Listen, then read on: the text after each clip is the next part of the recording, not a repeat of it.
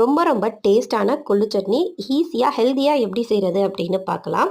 ஒரு கப் அளவு கொள்ளு எடுத்து எண்ணெய் எதுவும் சேர்க்காத பேனில் நல்லா இந்த மாதிரி ட்ரை ரோஸ்ட் பண்ணி எடுத்துக்கலாம். அடுப்பை சிம்மில் வச்சுட்டு கொள்ளு நல்லா பொரிஞ்சு வர வரைக்கும் வெடிச்சு வர வரைக்கும் நல்லா வறுத்து எடுத்துக்கலாம். இந்த மாதிரி ஒன் டைம் நீங்கள் செஞ்சு பாருங்கள், ரொம்ப ரொம்ப டேஸ்ட்டாக இருக்கும். இப்போது கொள்ளு நல்லா வெடிக்க ஆரம்பிச்சிருச்சு. இந்த டைமில் நம்ம அப்படியே இதை ஒரு பிளேட்டுக்கு மாற்றி நல்லா ஆற விட்டுறலாம். அதே பேனில் கொஞ்சமாக நல்லெண்ணெய் சேர்த்து எண்ணெய் நல்லா சூடாகட்டும். நல்லெண்ணெய் சேர்த்து செஞ்சு பாருங்கள், ரொம்ப ரொம்ப டேஸ்ட்டாகவும் ஹெல்த்தியாகவும் இருக்கும்.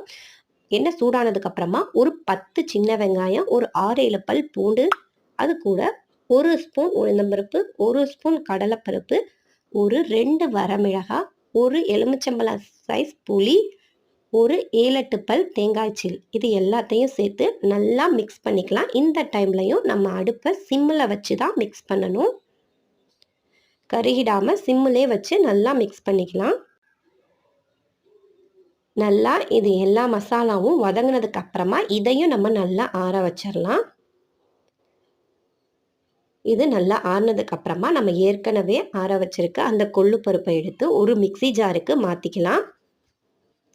அதுக்கப்புறமா நம்ம வதக்கி வச்சிருக்க மசாலாவையும் இது கூடவே சேர்த்துக்கலாம். இப்போது சட்னிக்கு தேவையான அளவு உப்பு சேர்த்து நல்லா அரைச்சிக்கலாம். ஃபஸ்ட் டைம் அரைக்கும் போது இந்த மாதிரி கொரகொரப்பாக தான் நமக்கு இருக்கும். இது கூட நம்ம தேவையான அளவு தண்ணீர் சேர்த்து நல்லா அரைச்சிக்கலாம். இட்லி தோசைக்கு சாப்பிட்ற மாதிரி இருந்தால் நிறையா தண்ணீர் விட்டு அரைச்சிக்கலாம். இல்லை சாதத்துக்கு போட்டு சாப்பிட்ற மாதிரி இருந்தால் இந்த மாதிரி டைட்டாக நம்ம அரைச்சிக்கலாம். இதுக்கு எந்த ஒரு தாளிப்பும் தேவையில்லை, சும்மா சாப்பிடவே நல்ல டேஸ்ட்டாக இருக்கும். ஒன் டைம் செஞ்சு பாருங்கள். பிடிச்சிருந்தால் லைக் பண்ணுங்கள், ஷேர் பண்ணுங்கள்.